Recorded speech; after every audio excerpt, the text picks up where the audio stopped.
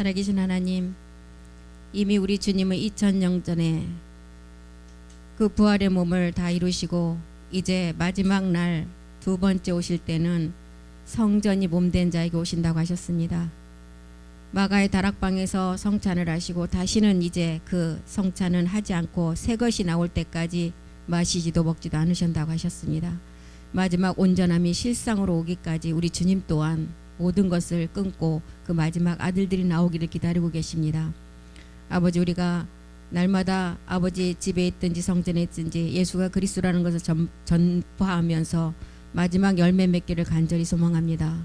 우리의 모든 것이 그 말씀이 그대로 이루어질 줄 믿고 감사드리며 모든 기도 주 예수 그리스도의 이름으로 기도드립니다. 아멘. 네, 2000년 전에 우리 주님께서는 마가의 다락방에서 성찬을 하실 때는 육체에 관한 육체 죄를 깨닫는 성찬이었어요. 그때 성찬을 함으로 우리에게 오신 그리스도의 영이 있었습니다. 이제 우리가 다시 성찬, 멜기세덱의 성찬은 이제 그리스도의 영이 오는 육체를 멸하는 성찬이 아닌 마지막 성전의 완성을 하기 위해서 하는 것입니다. 그래서 이제 다음 주에 우리가 또한 부활절 예배를 드릴 때 또 멜기세덱의 성찬을 뗄 거예요. 떼면은 그때는 우리가 드리는 성찬은 그 떡과 포도주가 마지막 성전 때문에 성전의 완성을 위해서 드리는 성찬인 것입니다. 그래서 우리 주님이 마가의 다락방에서 성찬을 하시고 이제 다시는 내가 이것을 먹지도 않고 마시지도 않는다 그랬어요. 이 말은 무슨 말이냐? 이제 마지막 성전을 완성할 나의 아들 자녀들이 나왔기 때문에 다시 육체로 돌아가서 너희가 그때 일을 생각지 말고 이제는 오직 위에 있는 것만 바라보라는 뜻이에요. 그래서 애굽으로 절대 돌아가지 말라는 것입니다. 우리가 성찬을 드릴 때 우리가 지금 멜기세덱의 성찬을 떼면서도 마가 다락방의 성찬을 생각하고 드린다면 이사야서 66장 3절에 뭐라 그랬어요? 그 제사는 돼지의 피를 드리는 제사. 우리가 또 찬송은 우상을 찬송하는 그 찬송이 되고 하나님께 드리는 제사가 아니라 그랬어요. 이사야 66장 3절 보겠습니다. 이사야서 66장 3절이요. 다 같이 한번 읽겠습니다. 소를 잡아 드리는 것은 살인함과 다름이 없고. 왜 소를 얘기했을까요? 가장 하나님 앞에 값이 나가고 가장 하나님이 기뻐 받으시는 그 짐승의 제사가 소였어요. 소를 잡아서 드린다 해도 이거는 살인함과 다름이 없고, 어린 양으로 제사 드리는 것은 개의 목을 꺾은 것 같고 다름이 없고, 그 다음에 예물은 돼지의 피와 같다 그랬어요. 분향하는 것은 우상을 찬송함과 다름이 없고, 그들은 자기의 길을 택하여 그들의 마음은 가증한 것을 기뻐한다 그랬어요. 이미 우리 주님이 이 피의 제사는 우리의 옛사람을 해결할 수가 없어요. 피의 제사는. 그래서 피의 제사는 어떻게 했어요? 대신으로 가능해요. 그런데 우리 주님 몸을 드리셨어요. 몸을 드렸기 때문에, 우리가 똑같은 몸을 드렸기 때문에 이건 대신이 아니에요. 우리도 함께 드려져야 돼요. 이걸 지금 우리에게 얘기하고 있는 거죠. 그래서 고전 11장 23절에도 한번 보겠습니다. 고린도전서 11장 23절이요. 내가 너희에게 전한 것은 주께 받은 것이다.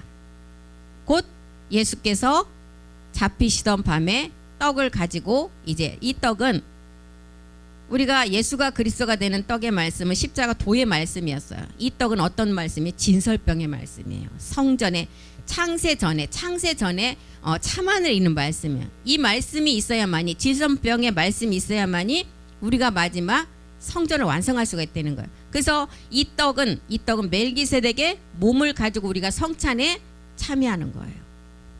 내가 너희에게 전한 것은 주께 받은 것이래요. 이 주는 창세기 14장 18절이 말하는 멜기세덱을 말하고 있어요. 내가 너희에게 전한 것은 멜기세덱의 주께 받은 것이라는 살렘왕 멜기세덱이 떡과 포도주를 가지고 나왔다. 그는 지극히 높으신 하나님의 제사장이었다. 우리는 바울처럼 우리도 주님을 보지 못한 사람들이에요. 바울도 주님을 못 봤잖아요. 바울이 다메섹에서 그리스도를 만난 것처럼 우리도 그리스도를 뭘로 만났어요? 말씀으로. 그래서 이제 우리는 말씀으로 그리스도를 만나고 보니까 그 말씀에 그리스도 영이 완전한 몸이 있다는 것을 알았어요. 그래서 그리스도가 영이고 멜기세덱이 몸이라는 것을 알았다면 이제 젖된 자라 그랬어요. 젖된 자. 젖을 뗐으면 뭘 먹어야 돼요? 젖을 때면 이제 이유식에서부터 단단한 밥을 먹고 단단한 음식을 먹어야 된다 그랬어요. 젖을 떼고 자라보니 아브라함이 4,000년 전 떡과 포도주를 받은 내용을 알게 돼. 이게 멜기세덱의 비밀이라는 것입니다. 그래서 주님이 우리에게 이제 이 젖된 자, 그리스도는 영이고 멜기세덱은 몸이라는 것을 깨닫고 마지막 성전을 완성한다는 것을 말씀으로 깨달았다면 이 자들을 어떻게 그래서 3대 절기를 지키라 그랬어요. 멜기세덱 주를 통한 성찬을 지켜야 되고, 이 성찬은 이제 제사가 아니라 우리가 생명되는 거예요. 그래서 우리는 거룩한 성령을 통해서 생명으로 3대 절기를 지키는 남자라는 거예요. 남자. 그래서 하나님 나라에는 딸이 없어요. 다들 남자예요. 성찬 하나만 보더라도 마가의 다락방에서 드렸던 성찬을 드리면 하나님이 받으시는 성찬이 아니라 이제는 이제 우리가 돌아가신 분들의 제사를 드리는 거 누구에게 드리는 거예요? 귀신이 받는 제사예요. 솔직히 얘기 드리면. 그러면 그렇게 차려놓고 하실 거 없이 맛있는 거, 식구들이 모여서 맛있는 거 그냥 몇 가지 해놓고 예배 드리시고 식사하시는 게 가장 좋은 방법. 그런데 그래도 또 이제 거기 모인 가족들이 이 복음을 모르니까 격식은 또 차려줘야 되잖아요. 음식은 차리되 정말 그게 누가 받는 음식인가를 알아야 돼요. 우리는 알잖아요. 하나님이 받으시는 성찬이 아닌 귀신이 받는 제사가 된다는 거예요. 왜요? 이미 우리 주님은 십자가에서 그리스도로 다 끝나고 이제는 부활하셨다니까요. 이미 끝난 거 지나간 것이기 때문에 우리 주님이 안 받으신다는 거예요. 이런 세계를 우리가 말씀을 가지고 깨달아야 돼. 또 다음 뭐 제사했을 때 이런 얘기 하시면 안 돼요. 큰일 나요. 싸움만 나. 우리는 이런 내용을 알고 계셔야 된다는 것입니다. 이것을 우리가 말씀으로 구분하고, 말씀이 이렇게 있으니까 내 마음에서는 이 말씀을 가지고 지키면 돼요. 안식에 대한 것도 마찬가지로 복음이 전해지기 전에는 안식일을 거룩하게 지키기 위해서 어떤 분들은 예전에 어떤 목사님한테 들은 얘기, 안식일을 거룩하게 지키기 위해서 그 율법에 사두개인 바리새인들이 주일날 10원짜리 안 써요. 그날 돈 쓰면 큰일 난 걸로 알아요. 하나님 앞에 죄 짓는 줄 알아요. 그래갖고 토요일날 막 12시 되기 전에 그냥 급한 일 있으면 막 가갖고 주일날 못 쓸 거 다 사다 놓는 거예요. 그리고 만약에 못 샀다 그러면 그날 굶어요. 근데 우리가 이렇게 복음을 깨닫고 보니까 그렇게 한다고 해서 안식일을 거룩하게 지키는 것이 아닌 것을 알았다니까요. 안식일의 주인이 누구이기 때문에. 주님이 그리스도의 그 안식일의 주인이잖아요. 주인이 한다는데 뭘 안식일을 범했다고 제자들이 말할 수가 있어요. 주인이 안 되는데. 월요일날 쉬는 날이 아니지만 주인 사장이 쉬라면 쉬는 거예요. 그게 안식의 비밀이잖아요. 주인이 그리스도이신데. 그래서 우리는 성경에 눈을 뜨고 보니까 안식일의 비밀도 알게 되었다는 거예요. 예수님이 안식일인데도 물에 빠진 사람을 건졌어요. 건질 수가 있는 거예요. 그런데 안식일이 이랬다고 이거 안식일을 범했다고 하잖아요. 물에 빠진 사람을 건질 수 있는 우리 주님의 그 이유는 죄가 없으신 분이고 그분이 주인이기 때문에 할 수 있다는 거예요.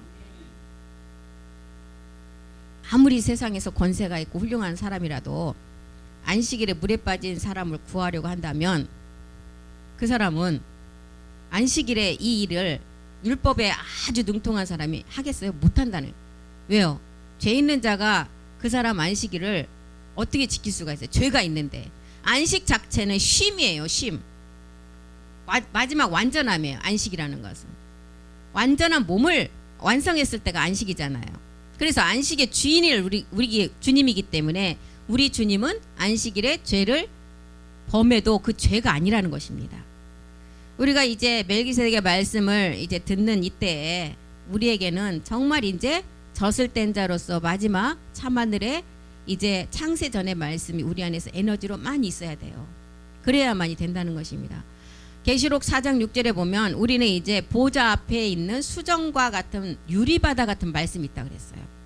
유리는 뭐예요? 투명하잖아요. 아주 깨끗한 말씀. 보좌 앞은 어디? 보좌 앞에는 보좌는 왕권을 말하고 있어요. 왕권.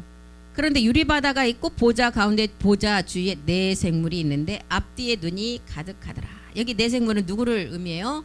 우리 마지막 아들들이잖아요. 그런데 지금 네 생물은 아직 완전함을 입지 못했으니까 네 생물 네 지체라고 말하잖아요. 보좌 앞 보좌는 왕권을 말하고, 근데 이제 여기 일곱 눈이 나와요. 눈이 가득한데, 그래서 이제 우리가 일곱 별, 일곱 교회, 일곱 영, 일곱 눈, 일곱 등불, 일곱 뿔, 일곱 촛대를 이제 말씀을 들었잖아요. 일곱 별은 지금 우리가 일곱 별이라는 세계는 이 마지막 마가의 성찬의 다락방의 말씀이 아닌 창세전의 멜기세덱에 관한 말씀을 이제 듣고 있는 자들이 그리스도께서 각자의 우리 일곱 별로서 그 말씀을 뿌려진 자를 말하고, 이게 일곱 별이라는 뜻이에요. 일곱 별. 말씀이 뿌려져서 농명된 자. 어디에? 생명책에. 그럼 일곱 교회는 우리가 부활의 몸이 반드시 있다는 것을 알았어요. 고전 15장 44절에 육의 몸이 있은즉 부활의 몸이 있다. 신령한 몸이 있다 그랬어요. 이 부활의 몸, 막연하게 부활의 몸이 있다, 이것만 알아서는 안 되잖아요. 이 부활의 몸은 어떤 과정을 거쳐서 마지막 우리가 그 말씀을 가지고 얻는다는 이 내용을 갖고 있으면 일곱 교회를 완성할 자예요. 모든 인류의 여자가 마지막 그리스도와 이 교회로 완성하는 것이 성경의 비밀이라 그랬어요. 이것이 가장 큰 비밀이라 그랬어요. 그래서 일곱 교회는 부활의 몸이라는 것을 이제 마지막 얻는다는 그 내용물을 갖고 있는 자가 일곱 교회예요. 일곱 영은 육의 몸이 있은즉 신령한 몸이 있는 이제 있다는 것을 알고, 지금은 영과 몸이 따로따로예요. 그 영이 있는 자가 마지막 이 몸 멜기세덱 몸으로 완성한다는 거죠. 그래서 일곱 별을 우리가 깨달았죠. 말씀이 뿌려진 세계. 일곱 교회는 마지막 이제 우리가 부활의 몸으로 완성하는 여자의 이 온 인류의 세계. 일곱 영은 영이 있고 몸이 있다는 것을 아는 세계. 이게 다 멜기세덱의 혈통에서 나온 사람만이 이 세계를 깨달을 수가 있다는 거예요. 일곱 눈은 뭐예요? 지금 일곱 눈, 아까 한 돌에 일곱 눈을 새긴다고 그랬어요. 일곱 눈은 장소를 말해요. 장소가 어디예요? 시온산이라고 얘기를 하는데 성경에는 마지막 복음이 전해지는 자리. 그러면 이 시온산은 어디예요? 지금 이 말씀 듣는 자리가 시온산이에요. 일곱째 날에 이제 일곱 영의 세계에서 일곱 별로 나오는 사람들이 일곱째 날에 이르러서 안식에 들어간다. 이게 아들, 하나님의 아들들. 성경에 보면 아들들, 지존자의 아들들, 신의 성품에 참여하는 아들들, 뭐 신묘막측한 세계의 아들들, 빛의 아들들, 다 이런 세계예요 지금. 그래서 일곱 눈은 이렇게 시온의 장소를 말하고 있어요. 일곱 등불은 뭐냐? 등불. 내가 말씀 듣는 자리에 가서 이 말씀을 듣고 있으면 이 등불 빛이 반짝반짝 빛나요. 그런데 그 자리 없으면 이 등불은 비춰지지 않아요. 그래서 이 등불이 마지막 우리 몸의 소재인 완전한 빛이에요. 일곱 등불이 우림과 둠림이라는 그 세계, 사랑과 빛이라는 몸으로 완성이 되잖아요. 그래서 완전한 멜기세덱의 참빛으로 멜기세덱의 몸을 이루기 위해서 우리는 지금 이 말씀을 듣고 있으니까 지금 여기서 일곱 등불이 반짝반짝 다 빛나고 있어요. 엄청나게 빛나고 있어요. 그래서 무지개 일곱 가지 색깔. 제가 금요일 날 너무 시간이 짧아서 금요 수요 예배는 정말 오래 하면 안 되거든요. 딱 30분 40분 해야 되는데 우리 시온이한테 눈치를 많이 먹었어. 막 전화를 해야 되더라고. 엄마 지금 시간이 다 됐는데 뭐하고. 시간이 너무 짧은 거야. 간단하게만 했는데 가상칠언하고 무지개 언약 일곱 가지 색깔이 너무너무 많이 접목돼서 그 세 개만 알면 성경 한 걸 다 깨달을 수가 있어요. 우리 주님이 이제 부활절이 돌아오면 이제 목사님 또 그 설교를 하실 거예요. 내가 다 이루었다. 일곱 가상 십자가상에서 외친 일곱 마디. 첫 번째 용서와 강구, 용서로서 강구를 했어요. 저들의 죄를 모르니 용서해달라고. 그리고 두 번째는 두 강도도 십자가에 우리 주님과 같이 달리게 되었어요. 좌우편 강도. 그래서 좌편에서 옛사람을 가진 우리 모두가 이 복음을 듣고 우편 강도로 나가야 구원이 이루어져요. 그래서 빨강이라는 그 무지개 빨강이라는 색깔, 빨강, 노랑, 파랑은 변하지 않는 삼원색이에요. 이 세 개 세계를 통해서 3일의 죽음과 부활의 완성을 뜻하는데, 빨강은 그리스도의 보배로운 피예요. 이 빨강은 하나님의 용서의 피예요. 고난의 피예요. 그래서 이 출애굽기에 보면 하나님이 이 피를 문설주에 발랐을 때 하나님이 보시고 그 집은 넘어갔다 그랬어요. 그래서 이 빨강에 노랑이라는 십자가가 들어오면 이제 빨강이 노랑이 들어오면 무슨 색? 주황색. 주황색은 회개하고 제사함을 갖고 내가 죄가 뭔지를 깨닫는 단계가 주황이에요. 죄를 깨달으면 그 다음은 이제 그리스도 세례가 이루어지면 이제 파랑이라는 생명, 파랑의 이제 마지막 어둠이 들어와서 남색이 됐을 때 거기서 일곱 정욕을 가장 많이 이기고 나가면 보라의 만왕의 왕의 색깔이에요. 그리고 세 번째는 내 가족, 내 백성, 한 백성. 가족 백성은 아버지의 뜻대로 행하는 자가, 우리 주님 그랬잖아요. 제자들이 아유 예수시여 밖에 모친이 와 있다. 자매 동생이 와 있다 할 때 누가 내 모친이고 누가 내 동생이냐 그랬어요. 내 동생, 내 모친, 내 가족이 되려면 아버지의 뜻대로 행하는 자라가 내 가족이고 내 모친이라 그랬어요. 아버지의 뜻은 뭐였어요? 첫 것을 패하고 둘째 것을 세우는 자가 아버지의 뜻을 행하는 자였어요. 그러면 한 가족 한 백성이 되려면 그 뜻을 행해야 돼요. 십자가에서 옛사람을 반드시 멸해야만이 한 가족 한 백성이 돼요. 그러면 한 가족 한 백성이 되면 아까 주황이 색깔이 들어왔잖아요. 빨강이라는 것에 십자가를 깨닫고 나니까 주황 색깔이 들어왔어요. 주황 근데 빨강도 아니고 노랑도 아니고 그냥 섞인 색깔이잖아요. 이 주황 색깔에서 죄를 깨달았어요. 그러면 이제 한 가족 한 백성이 되려면 파랑의 생명이 들어와야 돼요. 그러면 파랑의 생명이 들어오려면 파랑에 이제 날마다 십자가를 지는 파랑에다가 빨강색이 들어가면 무슨 색이 나와요? 초록색. 파랑에 노랑이 들어가요. 파랑에 이제 노랑은 이제 이 노랑은 언제예요? 아까는 주황색으로 갔을 때는 육체를 깨닫게 하고 구원받는 노랑이 십자가였지만 이제 초록 색깔로 가기 위해서는 날마다 지는 십자가. 날마다 지는 십자가. 파랑에 노랑이 들어가면 초록이 나와요. 초록 색깔이 이제 생명이 이제 들어왔어요. 그리스의 영이 들어왔어요. 여기서 날마다 이제 십자가를 지고 바울처럼 모든 것을 배설물로 여기고 이러면 이제 이 색깔이 어떻게 가요? 이제 파랑으로 점점점 가요. 그래서 네 번째 외친 일곱 마디 중에 네 번째가 뭐였어요? 어찌하여 나를 버리시나이까?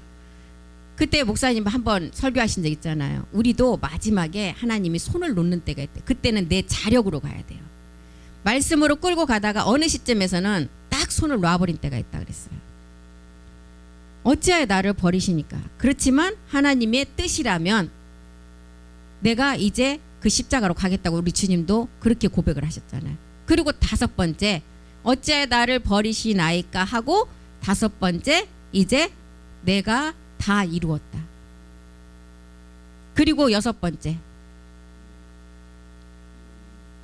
내 영혼은 마지막 일곱 번째고 3일 전에 했어. 3일. 아니 3일도 안 됐네. 내가 목마르다. 다 이루었다 하기 전에 목마르다잖아요. 이 목마르다.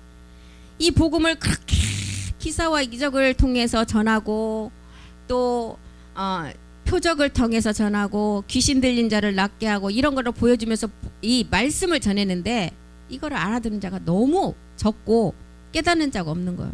말씀 깨닫는 자가 너무 없으니까 내가 목마르다고 하신 거예요.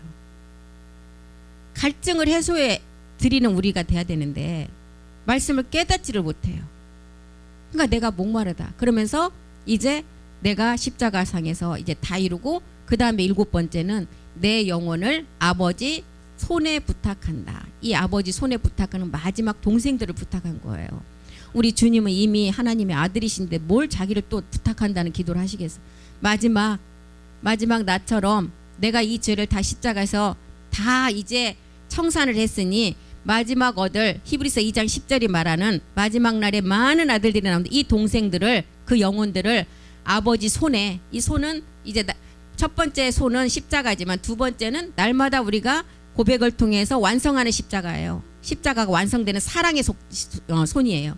이 손에 우리를 부탁한다는 걸 이러고 운명하셨어요. 그래서 7가지 무지개 색깔이 이제 우리 안에 이제 초록에서 날마다 십자가를 지고 이제 파랑을 향해서 가니까 아홉째 날 이제 그 재앙 때 흑암이 들어오잖아요. 그때가 언제예요? 이 복음을 막 왕성하게 깨닫는 제사장들이 있는 반면 마귀들도 똑같이 왕성하게 이제 2030을 향해서 이제 AI라는 그 인공지능에 똑같이 우리는 하나님 일을 하고 얘들은 마귀들은 마귀의 일을 똑같이 하면서 가는 때가 그때 흑암이 들어와요. 그때 색깔의 흑암이 들어오면 파랑에 이제 검정이라는 색깔이 들어오면 무슨 색깔이에요? 남색이 돼요. 남색. 이거는 파랑도 아니고 검정도 아니고 아주 어두컴컴한 남색. 이 남색 때 우리가 정신을 정말 차리지 않으면 마지막 사망으로 가느냐 하나님 세계로 이제 제사장으로 남느냐예요. 그래서 여기서 이기고 나면 만왕의 왕 보라 자색 옷을 입게 된다는 거예요. 만왕의 왕 자색. 근데 이 남색이 동성애에는 없대요. 왜? 이 남색은 심판받는 색깔이에요. 동성애 무지개 빛깔 그 깃발에 남색이 빠져 있어요. 지네들이 심판받을 것을 알기 때문에 이 세계를 말하고 있습니다. 그래서 가상칠언과 이 7가지 무지개 언약, 노아를 통해서 홍수가 그친 다음에 하나님이 무지개를 통해서 언약을 주셨어요. 그 언약은 마지막 너희가 이제 이 세계를 끝나고 나면 부활의 몸을 얻을 그 언약이에요. 그래서 7가지 무지개 색깔이 이렇게 많이 우리에게 적용되는 세계입니다. 그래서 무지개의 7가지 빛깔이 완성될 마지막은 보좌의 세계예요. 5차원의 세계.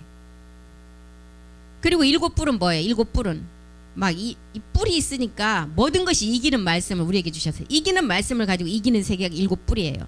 그리고 7촛대는 아까 이제 우리가 날마다 십자가를 지면은 이것은 육체의 죄를 위한 것이 아니라 무슨 죄예요? 의에 대한 십자가예요. 하나님의 의는 뭐예요? 멜기세덱의 몸을 완성하는 거. 그래서 7촛대는 의에 대한 십자가예요. 그래서 날마다 죽음으로 모리아까지 계속 지고 가야 돼 십자가. 고린도전서 15장 31절이 말하는 사도 바울이 자기도 자평 강도처럼 정말 우편 세계를 몰랐어요. 그리스도를 몰랐었어요. 그런데 그리스도를 깨닫고 보니까 자기가 가진 모든 지식이 그리스도를 통해서 온 것이 아니라는 걸 깨달았어요. 그리고 내가 그리스도 예수 주 우리 주 안에서 가진 바 너에게 대한 나의 자랑을 이제 십자가에 다 버리고 다 배설물로 여기고 날마다 죽는 십자가를 지는 7촛대의 말씀. 7촛대라는 거예요. 그래서 이제 7촛대는 초록의 생명에서 날마다 이 말씀을 이기는 말씀을 지면 7촛대를 우리가 잘 말씀으로 지고 있는 상태예요.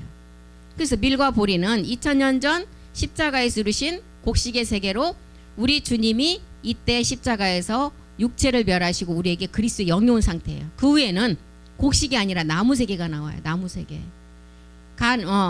이제 가나안의 열매만을 뭐라 그랬어요? 광야에서 만나가 끝나면 광야 만나는 못 먹는다 그랬어요. 우리 주님 그랬잖아요.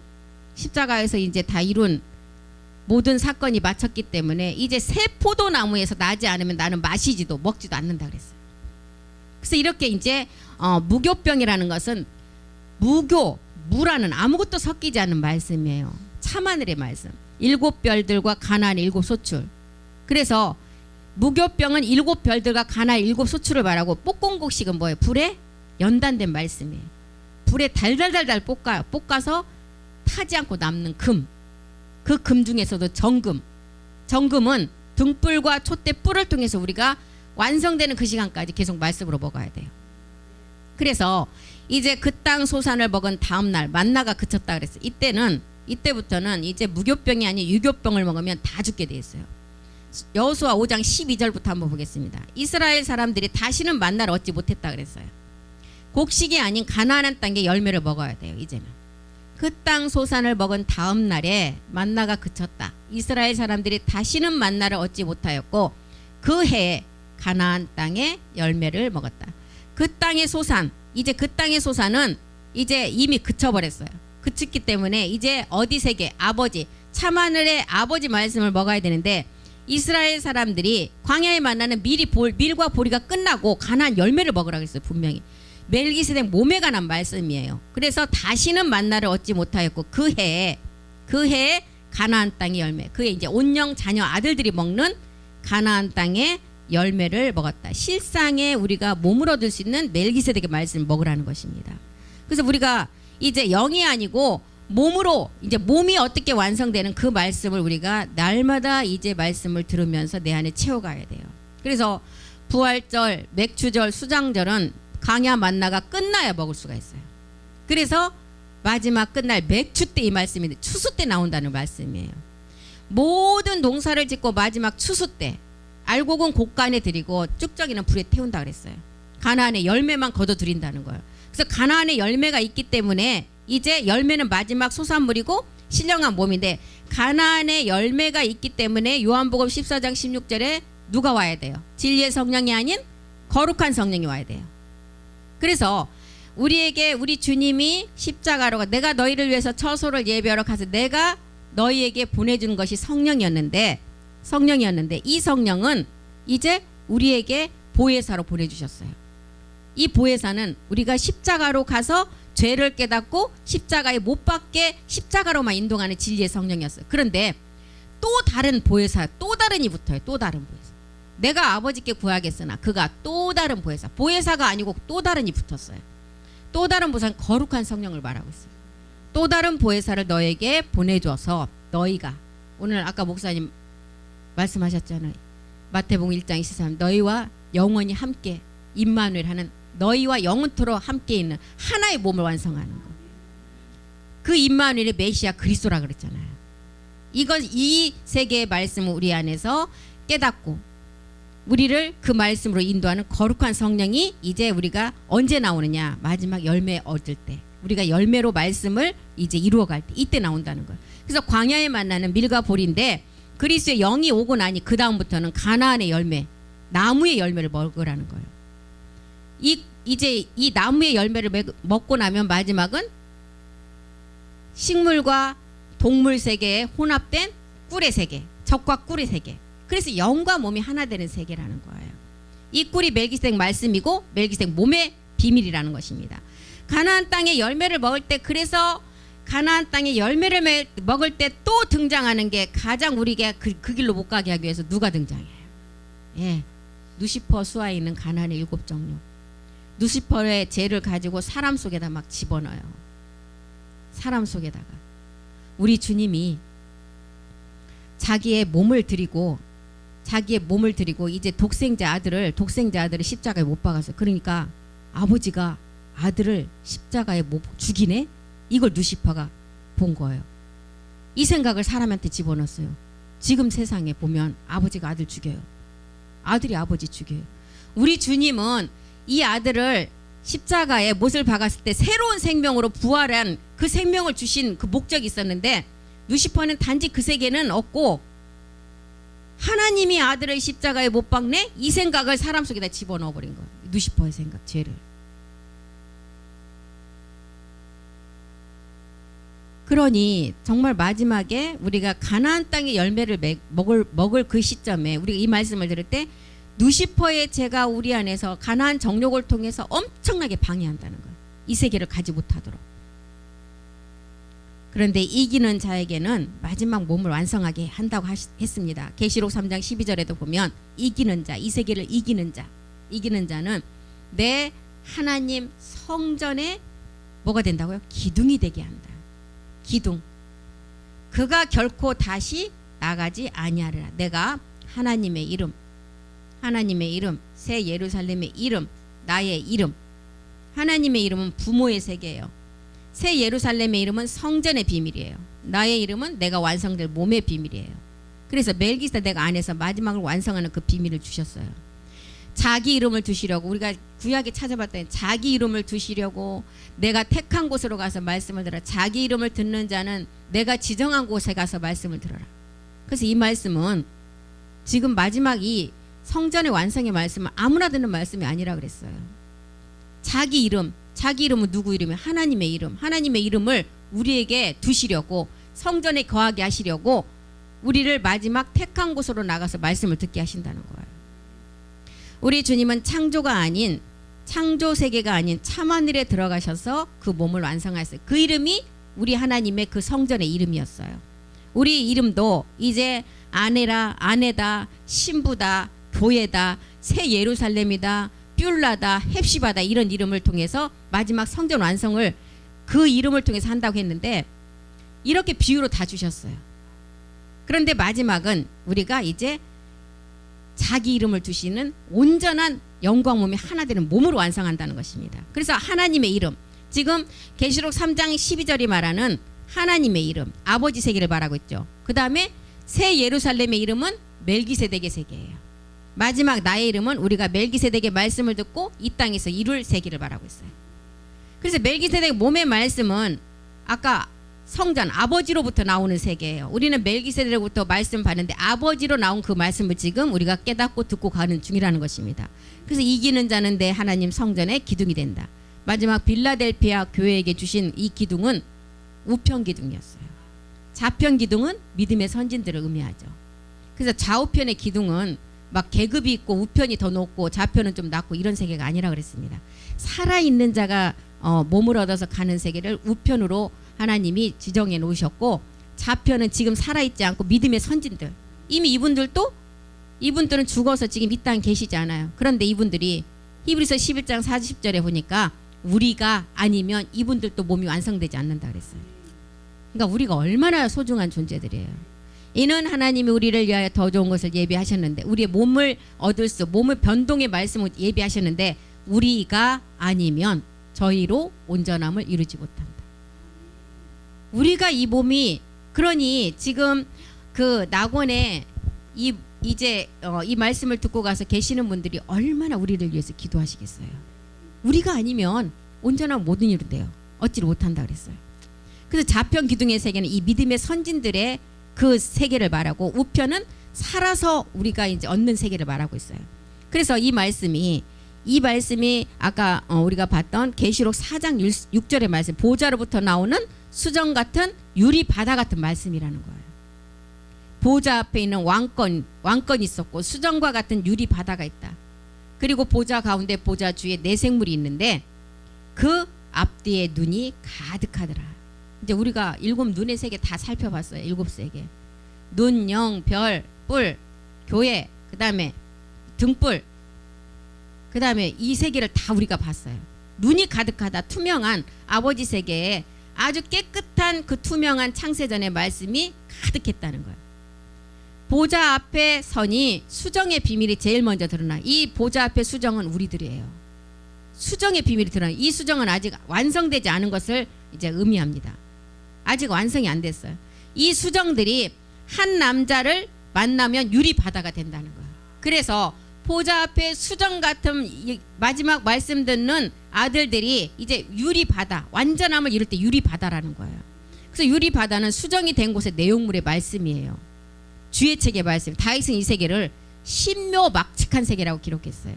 그리고 다윗이 가장 마지막 아들들을 보니까 너무 깊어서 항상 하나님 앞에 찬양하고 모든 것을 기뻐하고, 이런 세계를 다윗이 시편을 통해서 가장 많이 기록했잖아요. 7 눈이 가득했다. 우리는 이 세계를 반드시 아까 우리가 말씀드렸듯이 알아야 돼요. 눈의 세계, 그 다음에 교회의 세계, 등불의 세계, 뿔의 세계, 7 영의 세계. 보좌 앞에 수정은 우리가 최고의 여자로 한 남자 멜기세덱을 만나서 이제 마지막을 완전한 아내로서 준비가 되면 하나의 몸으로 완성이 된다는 거예요. 에레미야 31장 22절에 보니까 이제 여기도 이제 완전한 영과 몸이 하나 되는 부엘세바의 언약을 기록했는데, 에레미야 31장 22절 보겠습니다. 패역한 딸들아, 이 땅에 있는 이제 마지막 여자에서 남자의 생명 받을 자들을 말하고 있죠. 네가 어느 때까지 방황하겠느냐. 여호와가 새 일을 세상에 창조했다. 곧 여자가 남자를 완성한다. 안으리다. 여자가 남자를 안으리라는 것은 교회를 완성한다. 이 말씀을 들어서 하나의 몸으로 완성해서 멜기세덱 몸으로 완성할 것을 우리에게 말하고 있어요. 여호와가 새 일을 새 땅에 창조하셨다고 했어요. 이게 부엘세바의 언약이에요. 7세계의 그 말씀을 가지고 완성하는 세계예요. 그래서 우리는 이제 여자가 남자를 안는다. 그래서 뭐 이사야에서도 보면 속으로 장식한다. 이게 이제 마지막 부활의 몸으로 변동되는 말. 빌립보서 3장 21절로 변동되는 말씀을 이렇게 기록을 했어요. 이제 낮은 몸이 영광의 몸의 형체로 변동된다. 호세아 2장 19절에는 하나님이 우리에게 장가 든다 그래요. 이 세계를 이렇게 기록을 했어요. 호세아 2장 19절에는. 그리고 에레미야는 또 뭐라 그랬어요? 에레미야 31장 17절에 보면 마지막 자녀들이 최후의 소망을 가지고 경내로 들어간대요. 최후의 소망은 우리의 부활의 몸이에요. 이 세계를 마지막 성전 완성하는 세계 이렇게 기록했어요. 에레미야 또 31장 31절에는 또 뭐라고 그러겠어요? 이것은 새 언약이다. 옛 언약은 다 폐해지고 새 언약이다. 그리고 이사야서 4장 1절엔 또 뭐라 그래요? 그날에 마지막 이제 아버지가 내 안에 내가 아버지 안에 들어가는 그날이 되면 7 여자가 7째 날에 모든 것을 마치고 이 땅에 있는 인류의 여자가 한 남자를 안게 된다. 한 남자를 안게 돼서 마지막 모든 수치를 다 멸하고 영과 몸이 하나 된다. 이런 세계를 기록했어요. 그래서 7은 7째 날의 안식의 비밀이에요. 멜기세덱부터 나온 이제 족보에서 나온 여자들의 비밀인데 노아의 무지개의 언약 7영과 7눈 7 촛대 7 등불 7 등대 그 다음에 7영 이런 교회를 완성하는 신령한 몸의 부엘세바의 언약을 우리가 이제 몸으로 완성하라는 거야. 여자가 남자를 안는다고 했어요. 그날에 7 여자가 한 남자를 잡는데요. 이 여자들은 계시록에 아까 기록된 보좌 앞에 있는 누구라 그랬어요? 수정들. 보좌 앞에 있는 수정들. 이 수정들이 한 남자를 안기 위해서는 유리바다가 있다 그랬어요. 유리바다. 유리바다는 수정이 된 곳의 내용물의 말씀이에요. 주의 책의 말씀. 그러니까 다윗이 이 세계를 표현할 수가 없는 신묘막측한 세계라고 기록을 했습니다. 그래서 우리가 이제 이 말씀을 계속 이제 또 다음 시기나 하다 보면 트리플 큐브가 나오더라고요. 또 요 세계도 아주 대단한 말씀이에요. 트리플 큐브가 100에서부터 1000까지의 자기 그 수 안에서 자기 수가 나오는 게 네 숫자가 있어요. 네 숫자. 407이 있었어요. 407, 370, 371, 153. 그런데 세 개는 다 이미 이루어졌어요. 이게 다 성전의 비밀이에요. 근데 153은 우리가 이제 마지막 완성할 세계예요. 153은 마지막 아버지의 유전자 세계예요. 아버지 유전자 세계는 지금 아까 믿음의 선진들도 이 땅에 살지 않고 돌아가시니까 어디에 가 있다 그랬어요? 낙원에 가서 지금 좌편 세계를 이제 두 기둥을 통해서 마지막 이제 우편 세계가 세워져야만이 좌편 세계가 완성된다 그랬어요. 이미 그래서 트리플 큐브의 세 가지 비밀은 다 지나갔고 한 가지 비밀만 153의 세계는 우리가 성전을 완성할 때 완성되는 것입니다. 그래서 이렇게 트리플 큐브는 뭐예요? 정육각형이라는 세계. 트리플은 뭐예요? 곱해져서 3승했다는 거예요. 이 정육각형이라는 것은 뭐냐면 지성소의 비밀이에요. 성소가 정사각형이 6개가 있다는 거예요. 6개. 그래서 높이와 깊이와 넓이가 다 똑같은 곳을 말하고 있어요. 그게 지성소예요. 가장 거룩한 곳이란 하나님의 거룩한 장소. 여기가 지성소인데 그 성전인데 이 성전에는 이 거룩한 곳에 누구만 거하느냐? 하나님의 아들들만 거하는 장소예요. 그러니까 완전한 거룩한 장소예요. 그래서 베드로에게 우리 주님이 나타나셔서 그랬잖아요. 네가 오른편에 그물을 내리라. 그리고 뭐라 그랬어요? 고기를 많이 낚으라고요. 너는 물고기를 잡는 어부가 되지 말고 사람을 낚는 어부가 되라. 마지막 아들들을 건져내라는 거예요. 복음을 통해서. 그래서 건져 올려보니까 153마리가 물고기가 거기에 드는데 물고기는 뭐예요? 구원받는 상을 말하고 있어요.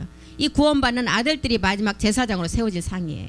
이 세계를 의미하고 있습니다. 그래서 다음 시간에 이제 공부를 하다 보면 153 세 개가 나오면 트리플 큐브를 하고 안 나오면 못하죠. 예, 이 세계입니다.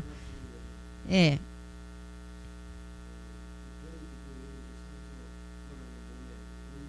왜?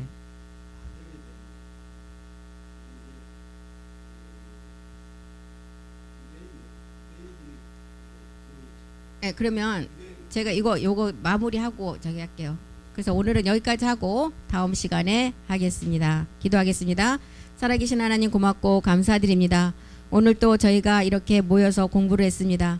하나님, 우리가 여기서 이렇게 공부하는 내용들이 정말 깨달아지지 않더라도 우리가 인내하며 마지막 끝날에는 다 알게 된다고 하셨습니다. 우리가 모든 말씀을 생명으로 받기를 원합니다. 조바심 갖지 않게 하시고 우리가 인내하며 모든 것을 이길 수 있게 도와주시옵소서. 주가 하실 줄 믿고 감사드리며 모든 기도 주 예수 그리스도 이름으로 기도드립니다. 아멘.